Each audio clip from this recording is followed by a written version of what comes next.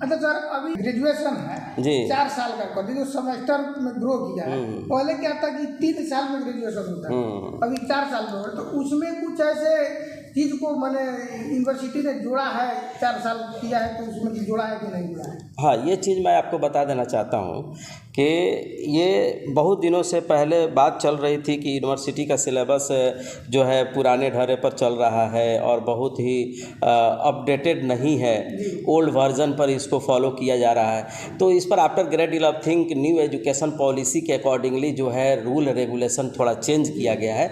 मैं आपको बताना चाहता हूँ कि सेमेस्टर वाइज करने के पीछे रीज़न ये है कि बच्चे पहले एडमिशन ले करके और चले जाते थे कमाने के लिए परदेश, आते थे 1-1.5 साल में और फिर सेकेंड ईयर का एग्ज़ाम देते थे, फर्स्ट ईयर का एग्ज़ाम देते थे। वो सारी जो है कमियां, और वो बच्चे जब इस तरह से करते थे या जॉब करते थे कहीं पर या फिर प्राइवेट अपना वर्क करते थे, तो इसमें उनके अंदर क्रिएटिविटी नहीं आती थी, उस सब्जेक्ट से रिलेटेड उनको नॉलेज नहीं हो पाता था, जिसके कारण से ये सोच समझ करके न्यू एजुकेशन पॉलिसी के तहत सारे कोर्स को सेमेस्टर वाइज कर दिया गया है। अब हर 6 मंथ पर आप लगे रहेंगे तभी आप एग्ज़ाम दे पाएंगे। इसमें फॉर्म फिलअप करने का प्रोसेस है, इसमें क्लासेस का प्रोसेस है, एग्ज़ाम का प्रोसेस है, रिजल्ट का प्रोसेस है, फिर आपका क्लासेस का प्रोसेस है और फॉर्म फिलअप का प्रोसेस है और एग्ज़ाम का प्रोसेस है। इस प्रोसेस से बच्चे बाहर नहीं निकल सकते हैं, बाहर जा नहीं सकते हैं, उनको कंपल्सन है, अब पढ़ना ही पड़ेगा, उनको टाइम देना ही पड़ेगा अपने ग्रेजुएशन में। पहले ग्रेजुएशन बिहार यूनिवर्सिटी से करने का मतलब मजाक हो गया था। कुछ लोग तो यहाँ तक कहते थे कि 2 तरह से लोग बर्बाद होते हैं, लोग बच्चे स्टूडेंट लाइफ में अपना शादी कर लें और नहीं तो बिहार यूनिवर्सिटी से ग्रेजुएशन कर लें।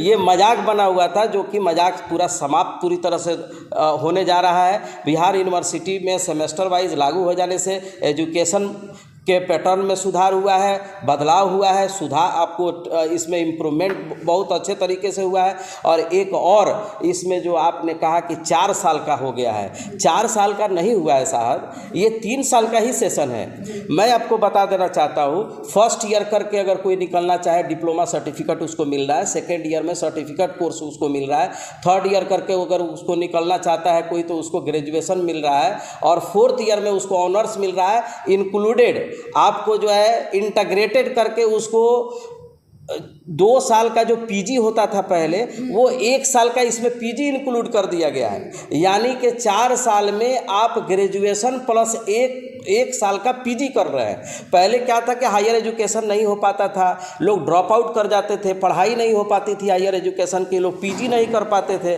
मैक्सिमम कॉम्पिटिटिव एग्जामिनेशन जो है ग्रेजुएशन के बेस पर होता था, इसलिए लोग उसको छोड़ देते थे, पीजी नहीं करते थे, हायर एजुकेशन लोगों में नहीं आ पाती थी। और उसका एंट्रांस टेस्ट भी था, टेस्ट में बहुत लोग क्वालिफाई नहीं कर पाते थे, जिसके कारण से पीजी का रेशियो हमारे यहाँ का बहुत कम था। अब ऐसा इंटीग्रेटेड कर देने के साथ ऐसा हो गया है कि लोग जो है अब इजीली वो अपना पीजी भी पोस्ट ग्रेजुएट भी कर लेंगे। पोस्ट ग्रेजुएशन कोर्स का जो है मामला क्या है कि अगर आप ये 4 साल का कोर्स कर लेते हैं तो on the basis of this certificate कि आपको लैटरल एंट्री 1 साल का मिल जाएगा, आप पीजी में डायरेक्ट सेकेंड ईयर में चले जाएंगे, थर्ड सेमेस्टर में। तो आपका किधर नुकसान हो रहा है? आपका तो वही 3 साल का ही कोर्स है, इसका मतलब